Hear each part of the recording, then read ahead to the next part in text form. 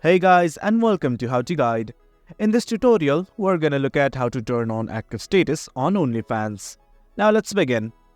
On any browser of your choice, simply type onlyfans.com and hit on enter right now. Do log in if you already have not. This is the homepage of OnlyFans. Now let's try to turn on our active status. To enable our active status, what I would like to do is simply go to our profile that I will find right here on the navigation bar. Simply click on it. And here in this profile section, you will find something like invisible next to your username. Simply click on this invisible button right now. And the drop down will open. Simply select available. And right now, you're available. Another way I found to turn on the active status is by going to settings. Let's go to settings right now. And on the settings, there will be something called as privacy and safety. You can find it right here below accounts. And right here on the profile tab, you will also find something like show activity status.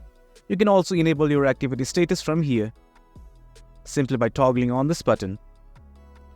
Well guys, that's it for the video. Hope you guys found this video informative. And for more content like this, do remember to hit like, share and subscribe. Thank you.